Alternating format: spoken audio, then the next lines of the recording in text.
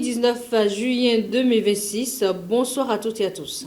Au sommaire de cette édition, la progression inquiétante de l'épidémie d'Ebola en RDC, le sommet d'Accra consacré aux réparations liées à l'esclavage, ainsi que les critiques républicaines visant l'accord conclu entre les États-Unis et l'Iran. C'est tout pour le menu de cette session. Merci de rester suivre les détails.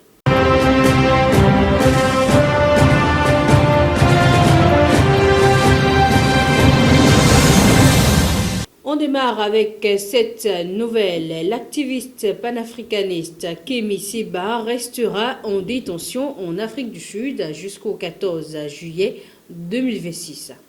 La justice sud-africaine a rejeté sa demande de libération sous caution lors d'une audience tenue le 18 juin dernier. Arrêté le 13 avril avec son fils, alors qu'il tentait de rejoindre le Zimbabwe avec des visas expirés, il est poursuivi pour infraction aux lois migratoires. Un troisième accusé, le Sud-Africain François van der Merwe, est soupçonné de lui avoir apporté une aide financière. Le juge a précisé que l'affaire examinée concerne uniquement l'immigration illégale, distincte de la demande d'extradition formulée par le Bénin. Estimant qu'un risque de fuite subsiste, il a décidé de maintenir les 3 hommes en prison. Par ailleurs, Kémi Séba est recherché par les autorités béninoises pour incitation à la violence et blanchiment d'argent. Le militant, connu pour ses positions anti-occidentales, est également accusé d'avoir soutenu la tentative de coup d'État déjouée au Bénin en décembre dernier. Autre point dans l'actualité du jour, en République démocratique du Congo, la conférence épiscopale nationale du Congo, SANCO, organise du 18 au 20 juillet une assemblée plénière extraordinaire consacrée au débat sur une éventuelle révision de la Constitution. Cette initiative intervient dans un contexte de tensions croissantes liées à la campagne menée par la majorité présidentielle en faveur d'un changement du texte fondamental. Lors de la première journée, les évêques ont entendu les arguments des deux camps. L'opposant, Délice Sanga, a défendu le maintien de la Constitution actuelle, estimant qu'elle protège les citoyens et garantit les principes démocratiques. De son côté, Jean-Claude Silumbayi, membre du parti au pouvoir, a justifié la réforme envisagée en rappelant qu'elle figure parmi les engagements historiques de l'UDPS. Des experts et constitutionnalistes doivent également intervenir.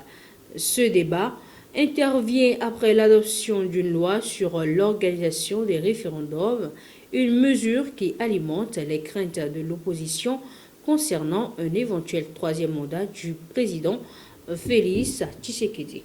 Par ailleurs, le Ghana accueille depuis le 17 juillet dernier un sommet réunissant dirigeants africains, responsables caribéens et représentants de la diaspora autour de la question des réparations liées à l'esclavage et au colonialisme.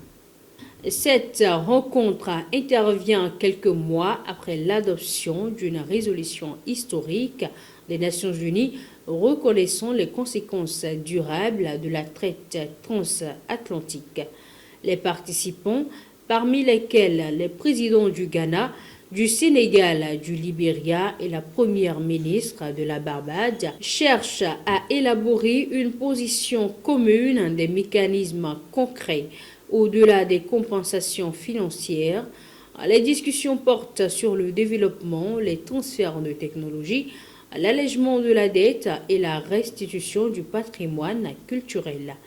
Le président ghanéen John Mahama a annoncé la création de panels internationaux chargés d'explorer les voies juridiques et politiques susceptibles de faire avancer ce dossier. Les travaux devrait déboucher sur une déclaration finale ce 19 juin destinée à transformer les engagements symboliques en actions concrètes.